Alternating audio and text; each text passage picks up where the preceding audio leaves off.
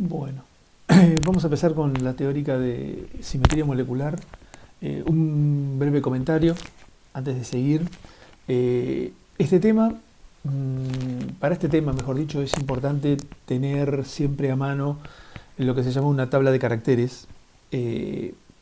Para eso, junto con el material que yo subí al Moodle de la cátedra, hay una tabla de caracteres y también hay una especie de diagrama, digamos una guía que facilita la determinación de qué tipo de simetría tiene una molécula. Vamos a ver un poquito más adelante que el término que corresponde es el grupo puntual de simetría al cual pertenece una molécula. Hay una cuestión importante y es que para poder determinar correctamente la simetría de una molécula, tenemos que tener una noción de la geometría molecular.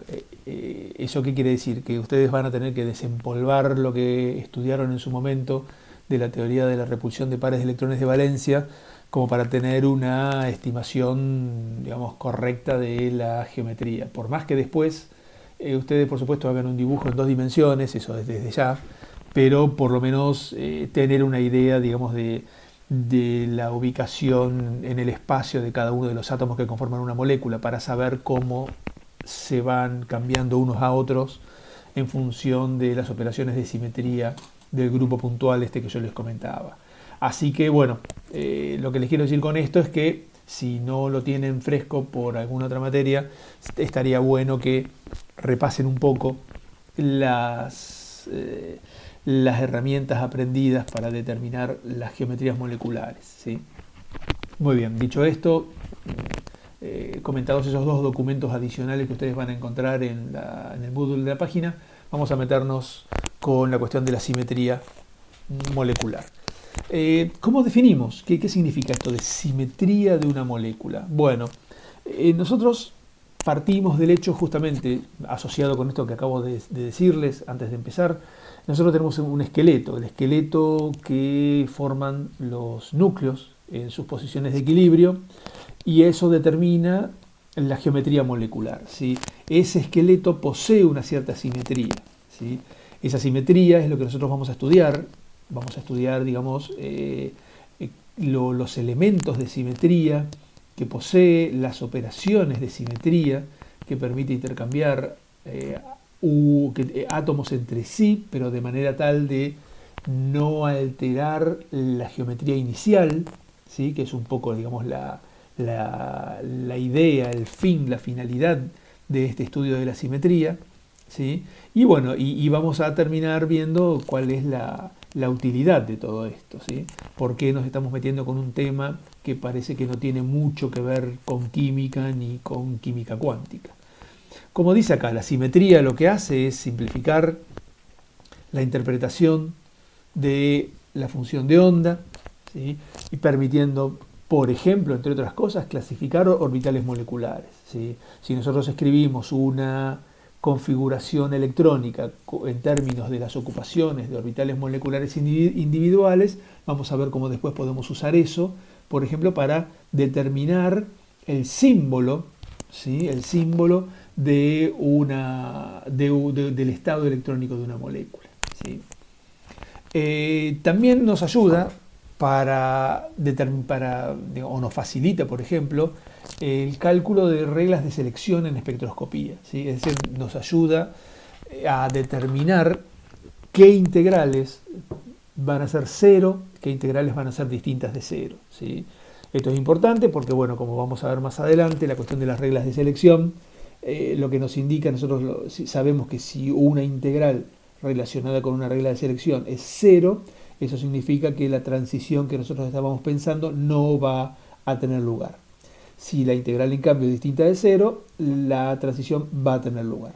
Lo que no nos dice la simetría, por supuesto, es que si la integral es distinta de cero, ¿qué intensidad va a tener? Si va a ser una integral, digamos, con un valor muy alto, que se podría asociar a una intensidad en un espectro muy, muy alta, o bien va a tener un valor relativamente bajo que se asocia con una intensidad baja en el espectro. Eso no lo vamos a saber. La simetría molecular no necesariamente, como dice acá, es la misma si nosotros pasamos del estado fundamental al estado excitado, ¿sí? Un estado excitado va a tener una superficie de energía potencial que es distinta de la superficie de energía potencial del estado fundamental. Eso significa que uno o más átomos pueden haberse desplazado de la posición de equilibrio que tenían en el estado fundamental para alcanzar otra posición de equilibrio, es decir, una geometría diferente. El estado excitado, teniendo una geometría diferente de la geometría del estado fundamental, es altamente probable que tenga también una simetría diferente, ¿sí? Por lo tanto, salvo que indiquemos lo contrario, siempre vamos a estar hablando de la simetría del estado fundamental de una molécula, ¿sí? Bien, ya metiéndonos de lleno en este estudio de la simetría, pero siendo, digamos, de manera mucho más general, podemos decir que la rama de la matemática que estudia la simetría de los elementos es lo que se conoce como teoría de grupos, ¿sí? Para estudiar la teoría de grupos hay varias cosas que tenemos que definir, como ser operaciones de simetría, elementos de simetría, ¿sí? Empezamos con operación. Una operación de simetría es una transformación que sufre un cuerpo de manera tal que la configuración, la conformación final de los constituyentes es indistinguible, físicamente indistinguible de la disposición inicial, ¿sí? Acá dice final dos veces, debe decir inicial, ¿sí? Es decir, que si yo realizo una operación de simetría sobre un cuerpo dado, imagínense, qué sé yo, un cubo, por ejemplo, y esa operación de simetría me hace que el cubo quede en una situación, en una conformación que es exactamente igual a la que tenía originalmente, lo que acabamos de realizar es una operación de simetría para el cubo, ¿sí? En cambio, si la disposición final del cubo es distinta de la original, lo que acabamos de hacer no es una operación de simetría. ¿Cómo realizamos una operación de simetría? Las operaciones de simetría se llevan a cabo a través de lo que llamamos elementos de simetría. Los elementos de simetría, ahora los vamos a ver en la diapositiva siguiente, pero fundamentalmente están conformados por tres elementos, ¿sí? Que son un punto, un eje y un plano, ¿sí? Entonces, las operaciones de simetría se dividen en tres, que son rotaciones, reflexiones e inversiones. La rotación ocurre siempre alrededor de un eje, la reflexión ocurre con respecto a un plano y la inversión ocurre con respecto a un punto. Fíjese entonces cómo el eje, el plano y el punto, ¿sí?, son los que me ayudan a definir no solo los elementos de simetría, sino que además me permiten definir también las operaciones de simetría. Bien, ¿cuáles son los elementos de simetría? Sabiendo que están relacionados con un punto, un plano y un eje, ¿cuáles son los elementos de simetría? ¿Cómo podemos definirlos de manera cuantitativa? Bueno, son 5 y son los siguientes. El primero es la identidad, que es un elemento de simetría que uno podría llamar trivial, en el sentido que no le hace absolutamente nada al cuerpo, ¿sí? Pero bueno, lo necesitamos para los grupos puntuales de simetría, ¿sí? Una manera de tener un conjunto que sea completo en cuanto a la cantidad de elementos. Tenemos luego ejes de rotación, ¿sí? Un eje de rotación, y vamos a decir que un eje de rotación de orden n, simbolizado como un c sub n, genera una disposición que es igual a la inicial después de haber hecho una rotación alrededor de dicho eje igual a 360 sobre n grados, ¿sí?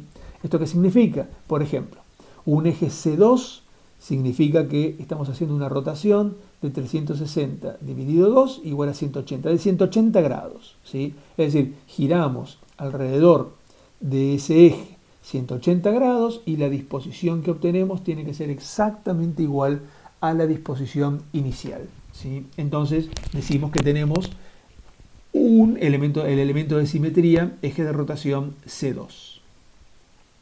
Un plano de simetría, simbolizado con la letra griega sigma, genera una disposición, ¿sí?, de puntos que es igual a la inicial después de una reflexión a través del mismo, ¿sí? Fíjense que nosotros vamos a definir un plano. Ese plano puede contener, si hablamos de moléculas, puede contener una o más átomos de la molécula, ¿sí? Si ese átomo o más átomos están contenidos en el plano de simetría, entonces no se van a ver reflejados, obviamente, pero sí se van a ver reflejados aquellos átomos que estén por encima o por debajo del plano de simetría, ¿sí? Los que estén por encima se van a ver reflejados, por ejemplo, hacia abajo, y los que estén hacia abajo se van a ver reflejados hacia arriba, pensando en un plano horizontal, ¿sí? El centro de inversión.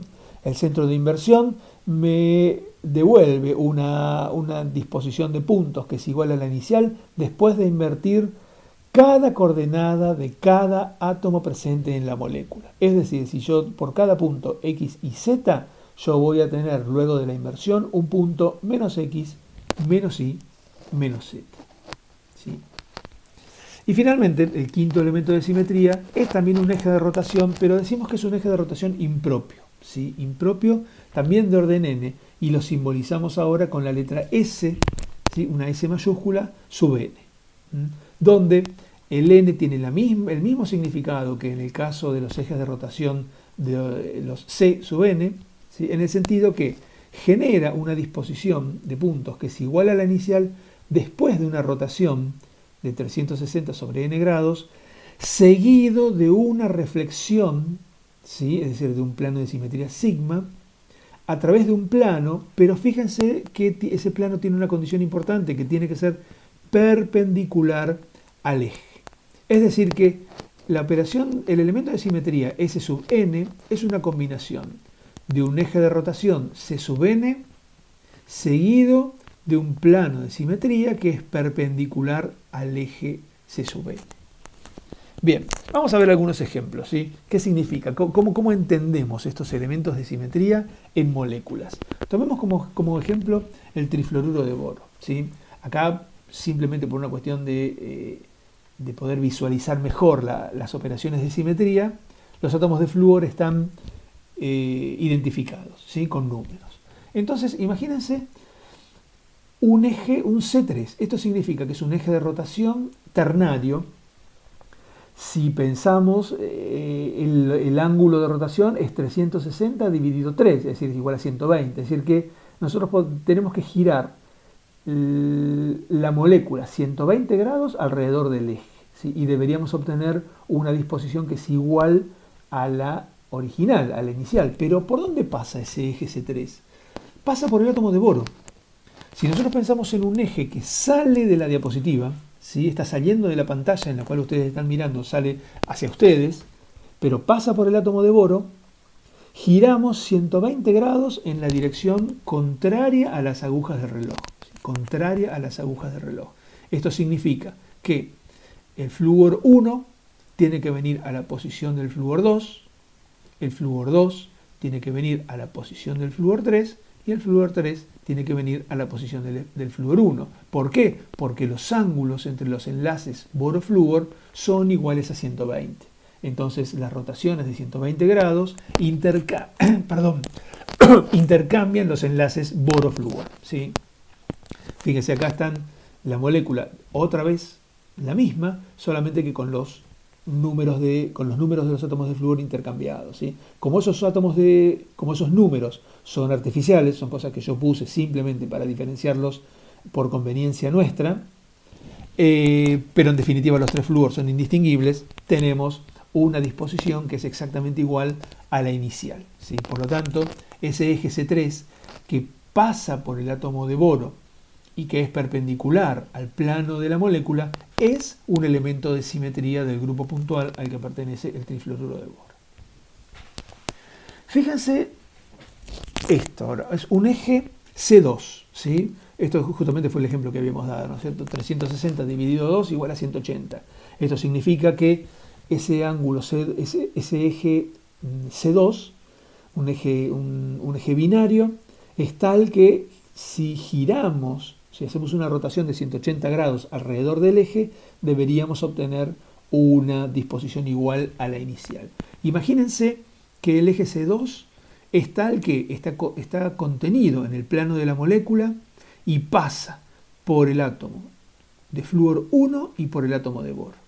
Entonces giramos 180 grados con respecto a este eje. Al girar 180 grados con respecto a este eje, ¿qué es lo que pasa con el flúor 2 y el flúor 3? Se intercambian. ¿Sí? Se intercambian. Donde teníamos flúor 2 pasamos a tener flúor 3 y donde teníamos flúor 3 pasamos a tener flúor 2, que es lo que aparece acá a la derecha. Obviamente el flúor 1 y el boro permanecen inalterados. ¿Sí? Este eje binario es entonces un elemento de simetría, ¿sí?, para la molécula de trifluoruro de boro. Fíjense que yo elegí el flúor 1 para pasar el eje C2, pero podría haber elegido el flúor 2, ¿sí?, y podría haber elegido el flúor 3 y hubiese tenido también 3 ejes C2. Esto significa que la molécula de trifluoruro de boro, además de poseer el eje C3 perpendicular al plano de la molécula, posee 3 ejes C2 que están contenidos en el plano de la molécula. ¿Qué pasa si veamos la inversión, digamos, el elemento de simetría inversión, ¿sí? La I? Significa que a cada coordenada x y z la cambiamos por menos x, menos y y menos z. Imagínense que el punto de inversión debería estar en el centro de masas de la molécula, ¿sí? En este caso coincide con el átomo de boro. Entonces, si invertimos las coordenadas del átomo de flúor 1, del 2 y del 3, ¿sí?, pasándolas a sus negativos, el átomo de flúor 1 tiene que venir acá abajo, ¿sí?, que es como efectivamente lo muestra el dibujo de la derecha. El flúor 2 tiene que venir hacia arriba, como aparece acá, y el flúor 3 también tiene que venir hacia arriba, pero hacia el otro lado. La pregunta es, ¿esta disposición final que tenemos acá, a la derecha, que yo estoy remarcando con el cursor, es similar a la disposición de partida? La respuesta es no. Por lo tanto, el elemento de simetría y ese punto de inversión, ese centro de inversión, no es un elemento de simetría para el trifluoruro de boro. En cambio, una molécula un poco más complicada, como ser el hexafluoruro de azufre, en donde tenemos un octaedro de átomos de flúor alrededor del azufre, sí posee un centro de inversión. ¿Por dónde pasa? ¿Dónde está ubicado el centro de inversión? En el átomo de azufre, obviamente, en el centro de masas del sistema. ¿Qué es lo que hace cuando se invierten las coordenadas? Y donde el flúor 1 pasa a ocupar el lugar del flúor 6. Y al revés, el flúor 6 pasa a ocupar el lugar del flúor 1. Los flúor 3 y 5 intercambian su lugar y el 2 y el 4 también intercambian su lugar para obtener esto que tenemos acá a la derecha. Como pueden ver, a pesar de que se hayan intercambiado los números, la disposición final que obtenemos es indistinguible de la original. Por lo tanto, el hexafluoruro de azufre sí tiene como elemento de simetría el centro de inversión. ¿Qué pasa con estos elementos que habíamos comentado? Este último elemento, que era un eje de rotación impropio, que era un poco más extraño porque era en realidad una combinación, una sucesión de dos elementos de simetría. Fíjense, un eje de rotación impropia cuaternario, un S4. S4 significa que, primero, vamos a aplicar un eje de rotación C4, 360 dividido 4 es igual a 90, es decir que tenemos que girar a la molécula 90 grados. Acá tenemos al metano, ¿sí? El metano, si ustedes recuerdan, se puede ver mucho más fácil si dibujamos el tetraedro dentro de un cubo, ¿sí? Acá está el carbono en el centro del cubo y los 4 átomos de hidrógeno dirigidos a 4 vértices bien determinados del cubo. Si el eje C4, ¿sí?, pasa por el centro de la cara superior, pasa por el átomo de carbono y pasa por el centro de la cara inferior y giramos 90 grados, el hidrógeno 1 viene a parar a esta posición, como se ve acá en la figura del medio. El hidrógeno 2 viene a parar acá atrás, como se ve en la figura del medio, y los hidrógenos 3 y 4 se intercambian de la misma manera. Concéntrense en esta figura del medio y compárenla con la figura que está a la izquierda. La disposición de los átomos de hidrógeno, ¿es igual a la original? No, no es igual a la original. Por lo tanto, el metano no tiene un eje C4. Sin embargo, si a este eje C4 ¿sí? Que pasa por estas dos caras, la superior, la inferior y por el átomo de carbono, le aplicamos, lo continuamos con una reflexión perpendicular a él mismo y que contenga al átomo de carbono, esa reflexión va a hacer que el hidrógeno 1 se refleje abajo al vértice que está acá, al inferior izquierdo. El hidrógeno 2 se va a reflejar acá atrás, a la derecha. El 4 va a venir arriba, a la derecha. Y el H3 va a venir arriba, a la izquierda, dando esto que tenemos acá, ahora sí, bien a la derecha. ¿Está bien? Entonces, si nos olvidamos de los subíndices que tienen los átomos de hidrógeno y comparamos esta figura que tenemos a la derecha con la que teníamos inicialmente a la izquierda, vemos que las dos configuraciones de puntos sí son exactamente iguales. Por lo tanto, el metano tiene al menos un eje S4. ¿Sí? Pero acá, digamos, nos damos cuenta cómo se combinan los dos elementos de simetría. El eje de rotación propio, el C, con el plano de reflexión perpendicular al eje C. Bien. ¿Qué pasa con los planos? Estos planos de reflexión de los que estamos hablando. En general podemos distinguir tres planos diferentes, de los cuales en realidad nos va a interesar fundamentalmente dos de los mismos. Y el tercero es un poco más sofisticado y, excepto moléculas, digamos, con mucha simetría, no los vamos a observar.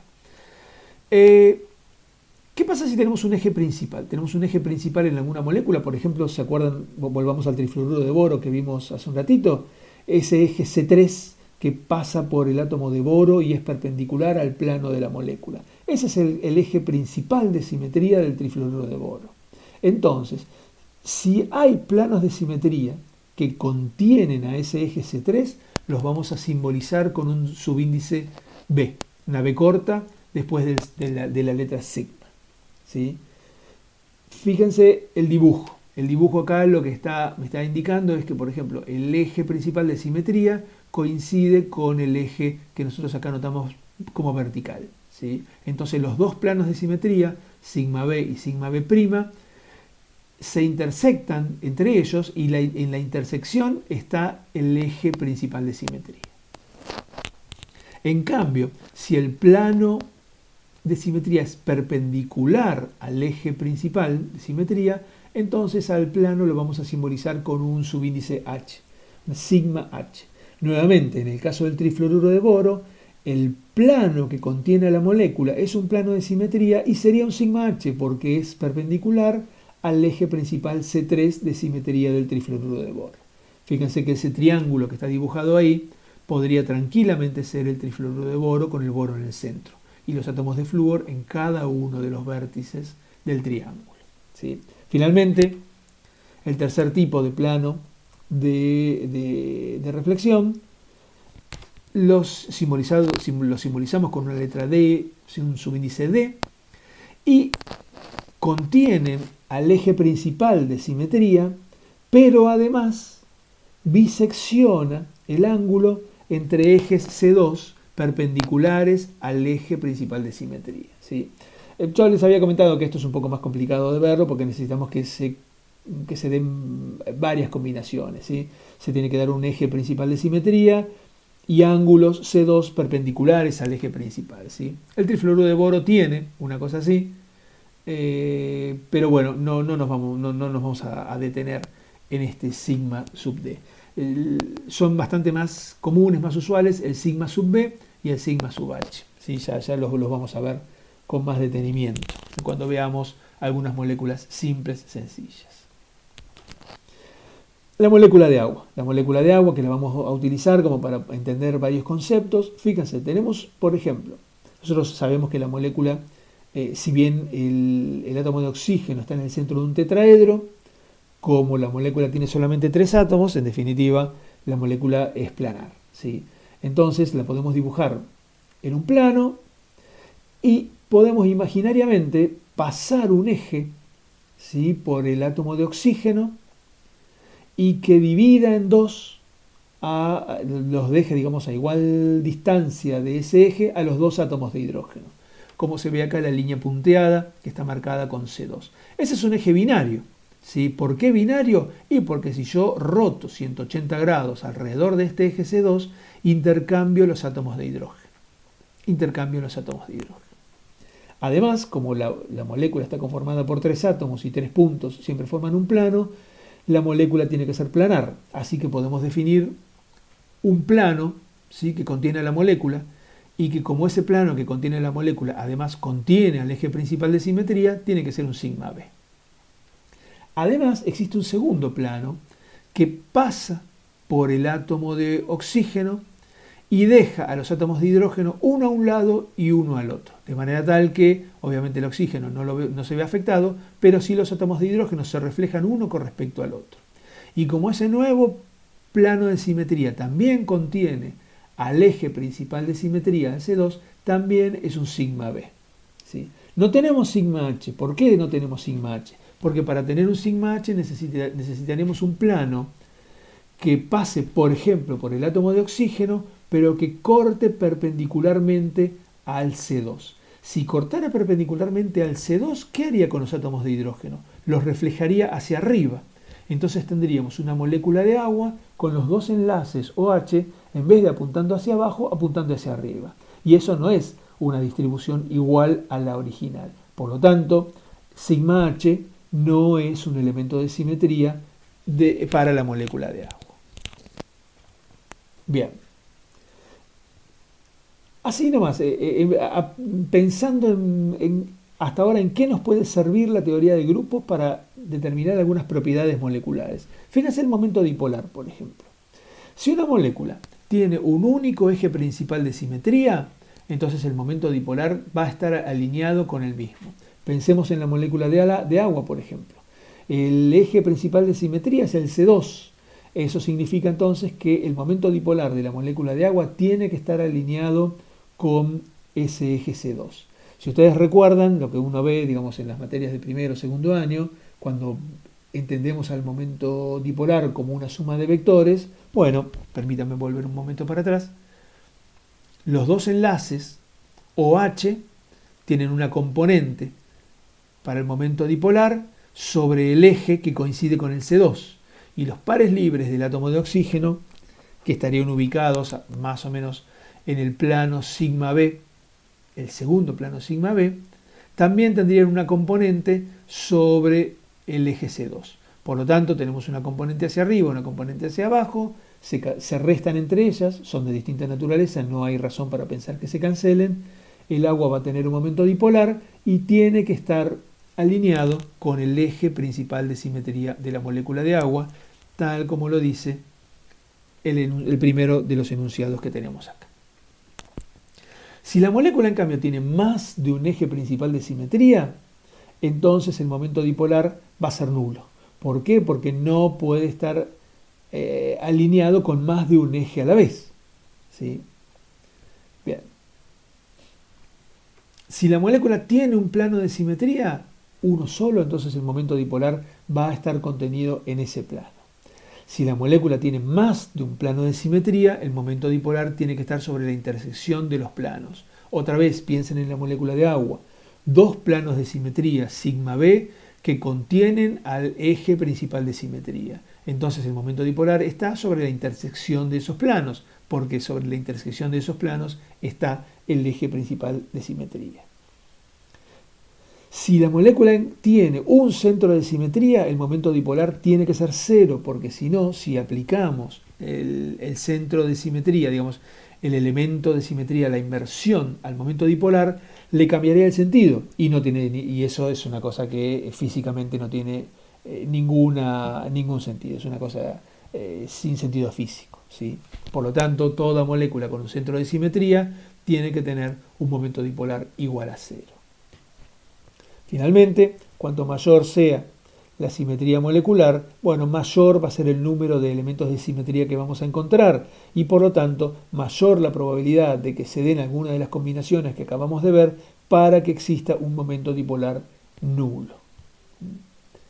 Bien. Fíjense, acá tenemos algunos ejemplos, ¿sí? Tres moléculas similares en cuanto a que hay un tetraedro de pares de electrones alrededor del elemento central, pero se van, digamos, en algunos casos los 4 pares de electrones están ocupados con átomos, en otro caso solamente con 3, y finalmente en el caso del agua solamente con 2. En el agua tenemos un eje C2, tenemos 2 planos de simetría. El momento tiene que estar sobre el eje, entonces, y sobre la intersección de ambos planos, como ya dijimos. ¿Qué pasa en el caso del amoníaco? En el caso del amoníaco tenemos un C3 que pasa por el átomo de nitrógeno y pasa por el par libre, ¿sí? Y pasa además por el centro de la cara triangular que forma la base de este tetraedro. Además, hay 3 planos de simetría, ¿sí? Y los 3 planos de simetría contienen, la intersección de esos 3 planos de simetría contiene al eje C3. Por lo tanto, el momento dipolar tiene que estar sobre ese eje principal de simetría. En cambio, fíjense que en el metano podemos encontrar 4 ejes C3, que son los de mayor jerarquía dentro del listado de elementos de simetría del metano. No hay ninguno que sea un eje principal, ¿sí? No tenemos un solo C3, tenemos 4 ejes C3. Por lo tanto, al haber más de un eje principal de simetría, descartamos que haya momento dipolar. Y eso es lo que efectivamente pasa. Nosotros sabemos que el metano es una molécula no polar.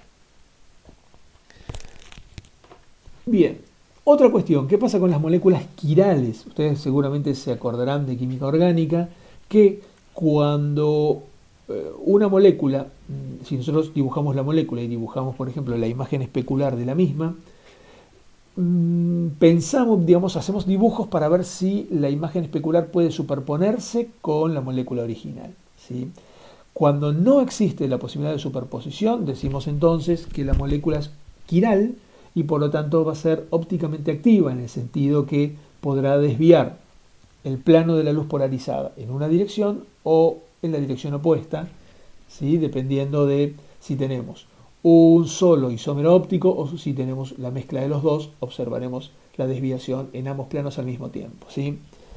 En realidad, cuando uno habla de molécula quiral, sabemos que lo que tenemos es un centro quiral, ¿no es cierto? Que es un átomo con 4 sustituyentes que son diferentes.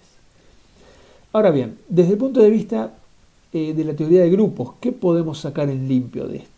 Si no hay un centro quiral, entonces la molécula será, bueno, aquiral, se puede superponer con su imagen especular y no es ópticamente activa.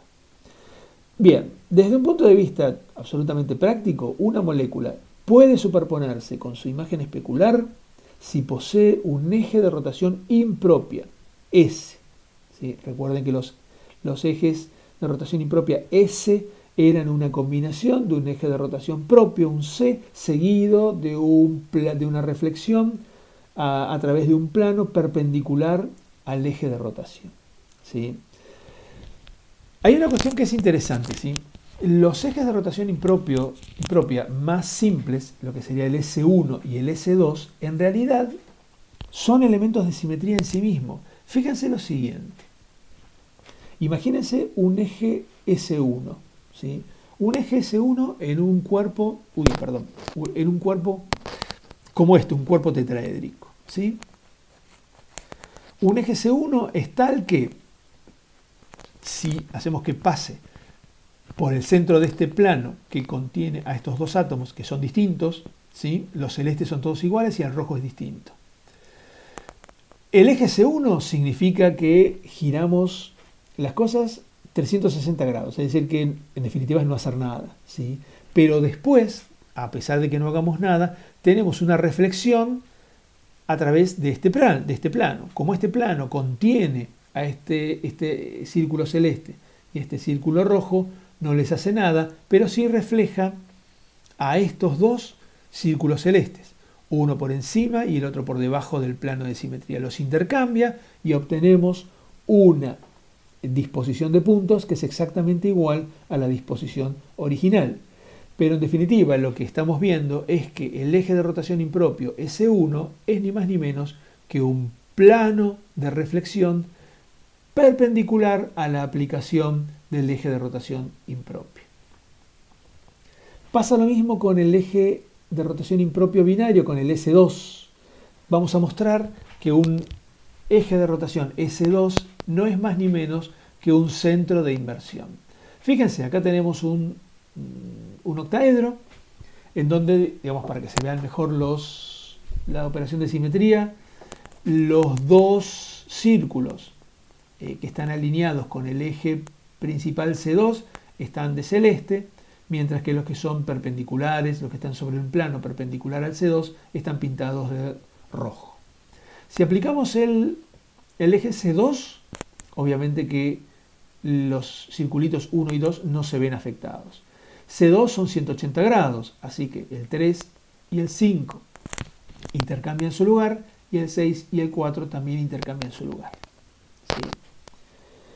Una vez que tenemos esta disposición, venimos acá abajo a la izquierda, y aplicamos la reflexión con respecto a un plano perpendicular al C2 que aplicamos acá arriba. Eso significa que va a ser un plano que contiene a los círculos 3, 4, 5 y 6. Como los contiene, no hay ningún efecto sobre el 3, el 4, el 5 y el 6, pero sí intercambia de lugar el 1 con el 2. Entonces, como intercambiamos de lugar el 1 con el 2, obtenemos esta disposición final.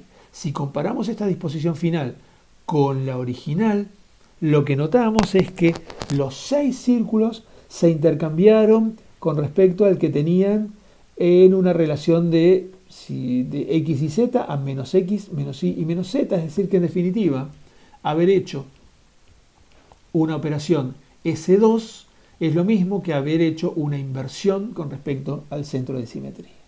¿Sí?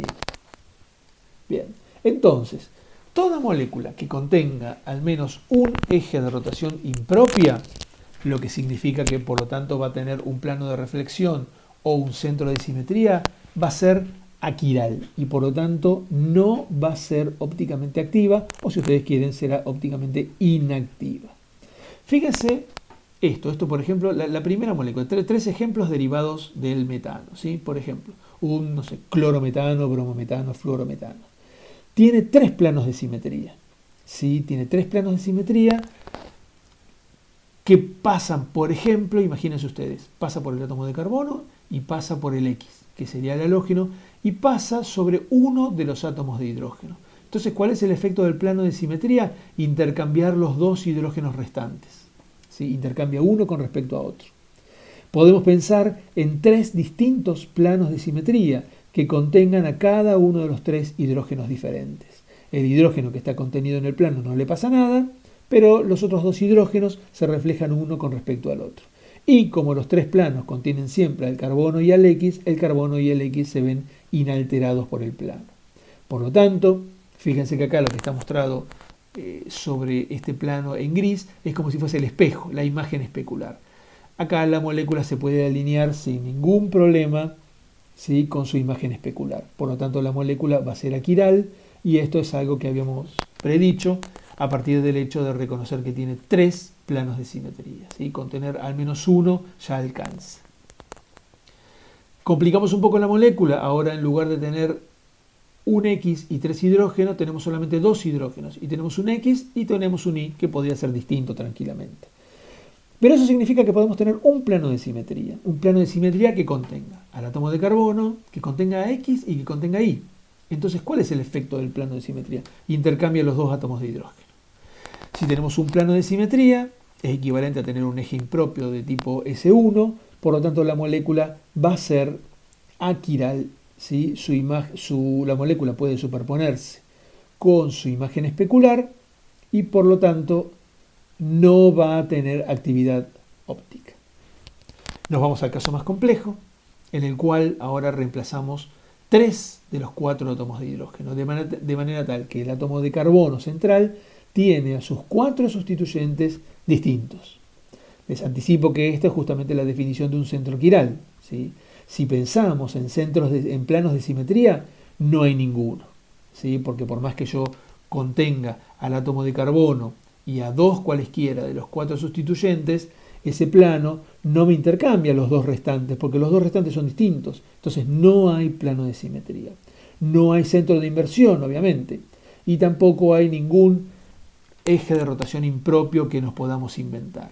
Por lo tanto, la molécula original no puede superponerse con su imagen especular y la molécula entonces va a ser quiral y va a ser ópticamente activa. Fíjese cómo entonces, utilizando la simetría, tenemos una manera muy rápida de determinar si una molécula va a ser o no ópticamente activa a partir de identificar determinados elementos de simetría. Bien, vamos ahora a la parte más interesante, ¿sí? de la parte de la simetría molecular y que tiene que ver por ahí con el trabajo sobre orbitales atómicos en una molécula. Tiene que ver con el manejo de la tabla de caracteres, lo que llamamos tabla de caracteres, uno de los documentos que también subí a la página junto con estas diapositivas, ¿sí? ¿Qué pasa con cómo podemos hacer para determinar los elementos de simetría de una molécula? La dibujamos siguiendo una determinada convención, ¿sí? Vamos a utilizar como origen de coordenadas el centro de masa de la molécula, ¿sí? El centro de masa va a quedar invariante, ¿sí? Eso da lugar a lo que se denominan grupos puntuales de simetría, en el sentido que el punto definido por el centro de masas no se traslada, ¿sí? Va a ser invariante. Como eje Z vamos a tomar aquel que coincida con el eje principal de rotación, ¿sí? En caso de que haya duda, tomamos al eje que pasa por el mayor número de átomos. Volvamos al caso de la molécula de agua. Tenemos un único eje de rotación, que es un C2. Entonces hacemos coincidir al eje Z con el eje binario. En moléculas planas vamos a tomar al eje X perpendicular al plano de la molécula. Así que, por supuesto, no nos queda más remedio que tomar como el plano molecular al plano IZ. Es decir, que en el caso de la molécula, que obviamente es una molécula plana, el plano molecular va a ser el IZ y el eje X va a ser perpendicular al plano. Muy bien. Las operaciones de simetría, ¿sí?, asociadas a los elementos de simetría constituyen lo que llamamos un grupo de simetría, ¿sí? Lo que habíamos comentado hace un ratito, los grupos de simetría pueden ser grupos puntuales o pueden ser grupos de simetría espaciales si permitimos que el centro de masas se traslade, ¿sí? Cuando el centro de masas se traslada, debemos considerar una simetría traslacional, ¿sí? Por eso es que hablamos de grupos de simetría espaciales, pero no nos vamos a detener en esos grupos, ¿sí? ¿Por qué hablamos de grupo de simetría? ¿Y por qué dentro de cada grupo incluimos un determinado número de elementos de simetría, pero no otros? Bueno, el concepto de grupo implica que si nosotros aplicamos sucesivamente dos elementos de simetría, ¿sí?, cualquiera, ¿sí?, del grupo a un cuerpo que posee esa simetría, esa aplicación sucesiva de dos elementos es exactamente igual que haber aplicado otro elemento de simetría de dicho grupo, ¿sí? Dicho de otra manera, ¿sí?, cualquier elemento, ¿sí?, de simetría de un grupo se puede escribir como una combinación, como una aplicación consecutiva de dos o más elementos restantes del grupo, ¿sí? Es decir, que los elementos de simetría de un grupo determinado tienen una relación muy estrecha entre sí, ¿sí? Es decir, que unos se convierten en otros por aplicación sucesiva de los propios elementos de simetría. Bien, acá aparecen, digamos, los grupos, las definiciones de los grupos. No nos vamos a detener en esto porque es poco aburrido, sería simplemente leer lo que aparece acá. Ustedes saben leer, ¿sí? Así que bueno. Pero fíjense, digamos, la manera en que se denominan a los grupos. Se suele utilizar a veces una letra C mayúscula, una letra D minúscula y con un subíndice que suele hacer relación a los elementos de simetría más destacados que se presentan en esos grupos, ¿sí? Grupos de tipo CN, CNB, CNH, DN, DNH, ¿sí?, C1, CS y CI, que son los elementos más sencillos, DND, SN, y los grupos que por ahí pueden tener algún interés para nosotros, sobre todo cuando vemos complejos de metales de transición, los grupos tetraédricos y los grupos octaédricos, ¿sí? Finalmente, grupos, digamos, de mucha simetría, que son grupos icosaédricos, que no sé si ustedes tienen presente lo que es un icosaedro. Un icosaedro es un cuerpo regular que tiene 20 caras triangulares equiláteras, ¿sí? Es un cuerpo, uno de los pocos 5 o 6 cuerpos regulares que existen. Bien. La tabla de caracteres es la que resume la información de cada grupo puntual, ¿sí? Lo que está abajo en la diapositiva es un ejemplo de una tabla de caracteres para un grupo determinado, el grupo C3b, ¿sí? Lo que aparece después, 3M, es otra notación, ¿sí? Una notación diferente. Nosotros nos vamos a quedar con esa C3b, ¿sí? Bien, las operaciones de simetría están agrupadas en clases. Significa que las operaciones que pertenecen a una determinada clase se transforman entre ellas aplicando otras operaciones del grupo. Fíjense, ¿qué quiero decir con esto? Fíjense las operaciones de simetría. Las operaciones de simetría quiere decir que tenemos a la identidad, siempre vamos a tener la identidad, tenemos dos ejes C3, dos ejes ternarios. Si ustedes piensen otra vez en el trifluoruro de boro. Imagínense que nosotros giramos, aplicamos el eje C3 120 grados, ¿sí? Pero ¿qué pasa si lo volvemos a aplicar otros 120 grados? 240 grados. Volvemos a obtener una disposición que es exactamente igual a la original, solamente que no es igual en cuanto a la numeración de los átomos de flúor. Eso significa que nosotros podemos aplicar el eje C3 dos veces antes de llegar a la identidad, ¿sí? Entonces, por eso es que aparece un 2 acá adelante. Tenemos dos ejes C3, ¿sí? Dos ejes C3. Y la particularidad, ¿por qué forman una clase? Porque los dos ejes C3 se transforman unos en otros, o uno en otro, mejor dicho, aplicando otro de las operaciones del grupo, que son los planos de reflexión. Fíjense que acá está expresada la relación que existe entre los ejes C3 a través de los planos de reflexión. Hay otra propiedad de la tabla de caracteres que es el orden del grupo, ¿sí? Simbolizado por H, que es el número total de operaciones de simetría. Fíjense que para contar el total de operaciones de simetría tenemos que considerar el número de integrantes que tiene cada clase, ¿sí? Si yo mirara acá las columnas, vería solamente 3 columnas, pero en realidad veo que son 3 clases. Y si considero el número total de operaciones, tengo que considerar la identidad, 2 ejes ternarios y 3 planos de reflexión. En total, 6 operaciones de simetría. Por lo tanto, el orden del grupo va a ser 6. Bien. Debajo del símbolo del grupo aparecen lo que vamos a llamar representaciones irreducibles o especies de simetría. Especies de simetría es un término muy usado. Después vamos a ver por qué lo de representaciones irreducibles, ¿sí? Pero bueno, vamos a quedarnos con especies de simetría en principio. Tenemos A1, A2 y E, ¿sí? Fíjense que el número de especies de simetría en una tabla de caracteres tiene que ser igual al número de las clases. Si tenemos 3 clases, tenemos que tener 3 especies de simetría, ¿sí? La simbología A1, A2, E tiene que ver con la dimensión de las especies de simetría. ¿Por qué hablo de dimensión? Normalmente, perdonen, estas operaciones de simetría, como actúan sobre puntos que están en el espacio, están representados por matrices. Matrices, obviamente, de 3 dimensiones, ¿sí?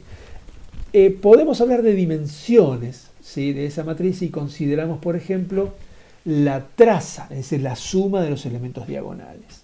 Cuando la dimensión, ¿sí?, de esas matrices es igual a 1, entonces las especies de simetría se van a simbolizar con las letras A y con las letras B. Y hablamos simplemente de especies de simetría unidimensionales, ¿sí? Cuando tenemos especies de simetría bidimensionales, las simbolizamos con la letra E. Y cuando son tridimensionales, las simbolizamos con la letra T. ¿Cómo podemos saber rápidamente la dimensión de una especie de simetría? Miramos en la columna de la operación de identidad. El número que aparece me indica la dimensión de la especie de simetría. Entonces, en el grupo C3b, las especies A1 y A2 son monodimensionales y la especie E es bidimensional, como habíamos definido al principio. Después, bueno, en general, ¿por qué A? ¿Por qué B? ¿Por qué a veces ponemos un subíndice 1? ¿Por qué a veces ponemos un superíndice que es una prima o una doble prima? Eso tiene que ver con el comportamiento, ¿sí? El comportamiento de las especies de simetría con respecto a los elementos de simetría del grupo. Fíjense, por ejemplo, las especies de simetría de tipo A siempre son simétricas respecto al eje principal Cn. ¿Qué significa que sean simétricas? Que el carácter que aparece acá es igual a 1. Si tuviésemos una especie de simetría B, entonces el carácter acá debería ser igual a menos 1.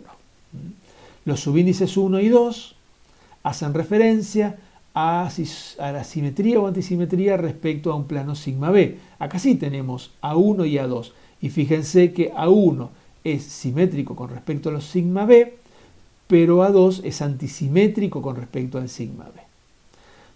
Lo mismo pasa con los símbolos prima y doble prima, que son simétricos o antisimétricos respecto a un sigma H, que no tenemos acá. Y los subíndices G y U hacen referencia a la simetría o a la antisimetría respecto al centro de inversión, cosa que tampoco tenemos en este grupo. Justamente en el cuerpo principal de la tabla de caracteres aparecen los caracteres, que es por lo cual se crearon estas tablas, ¿sí? Esos caracteres de las especies de simetría indican la forma en que se transforman los puntos de un cuerpo, ¿sí? Los átomos de una molécula o bien los orbitales atómicos de un átomo en una molécula cuando se aplican las operaciones de simetría, ¿sí? Bien. Los caracteres, estos números que aparecen acá, son números sencillos, 0, 1, menos 1, 2, menos 2, ¿sí? Pero que tienen que cumplir con determinadas condiciones. Por ejemplo, la suma de los cuadrados de las dimensiones de cada especie de simetría debe ser igual al orden del grupo. Fíjense, recordemos esto. ¿Quién daba la dimensión de una especie de simetría? El número que aparece debajo de la columna E del elemento identidad. Los cuadrados de esas dimensiones sumados tienen que ser igual al orden del grupo, es decir, tienen que ser igual a 6. 1 al cuadrado es 1, más 1 al cuadrado es 2, más 2 al cuadrado que es 4 es 6, que es igual al orden del grupo. Es decir, que la suma de los cuadrados de los números que aparecen acá debajo de la columna del elemento identidad tiene que ser igual al orden del grupo, ¿sí? La suma de los cuadrados para una especie de simetría, ¿sí? Debe ser igual al orden del grupo también. Es decir, que si nosotros nos detenemos en una fila cualquiera que corresponde a un elemento, a una especie de simetría, y sumamos los cuadrados de cada uno de los caracteres que aparecen acá, también tiene que ser igual al orden del grupo. Acuérdense que acá tenemos 2 veces este 1 y 3 veces este 1. Entonces, 1 al cuadrado, más 1 al cuadrado, más 1 al cuadrado, más 1 al cuadrado, más 1 al cuadrado, más 1 al cuadrado, termina siendo 6.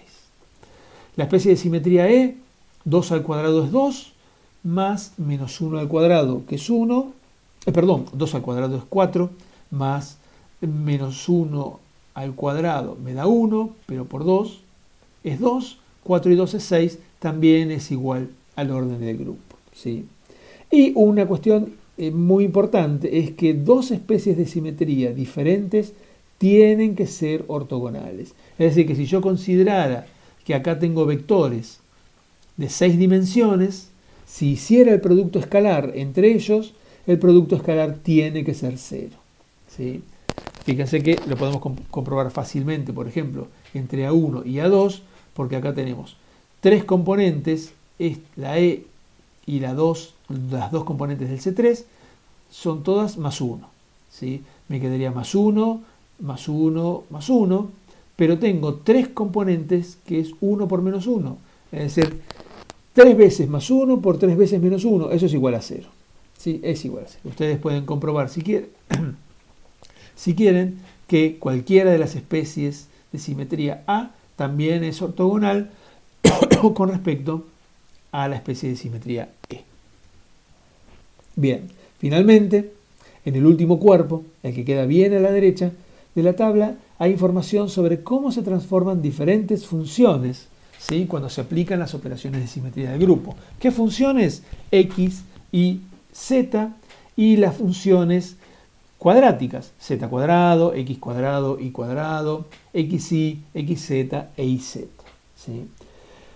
Hay una especie de simetría que aparece siempre, aparece en todos los grupos puntuales, y que es la que se denomina totalmente simétrica. ¿Cuál es la totalmente simétrica? Es aquella en la que todos sus caracteres son iguales a 1. ¿Sí? Para todos los elementos de simetría del grupo, todos los caracteres son iguales a 1. Bien. ¿Por qué nos detenemos en estas funciones? En z, z cuadrado, xy, y z, etcétera, etcétera, x, etcétera, etcétera, etcétera. Porque estas funciones son las funciones con las que nosotros representamos también a los orbitales atómicos p y a los orbitales atómicos d de un átomo cualquiera. ¿Sí? Aunque el S, como bien dice acá, no aparece de manera explícita, lo solemos asociar con funciones de tipo x cuadrado, y cuadrado, la suma de x cuadrado más y cuadrado, o a veces con la z cuadrado. ¿Sí? Entonces, fíjense que tenemos una indicación de según qué especie de simetría se transforman cada una de las funciones, que en definitiva representan orbitales atómicos dentro de una molécula. ¿Sí? Orbitales atómicos para cada átomo que conforman cada molécula. Esta es una información importante y es algo que nosotros vamos a explotar justamente para poder aplicar la teoría de grupos al concepto de la simetría molecular. Muy bien, vamos a parar acá.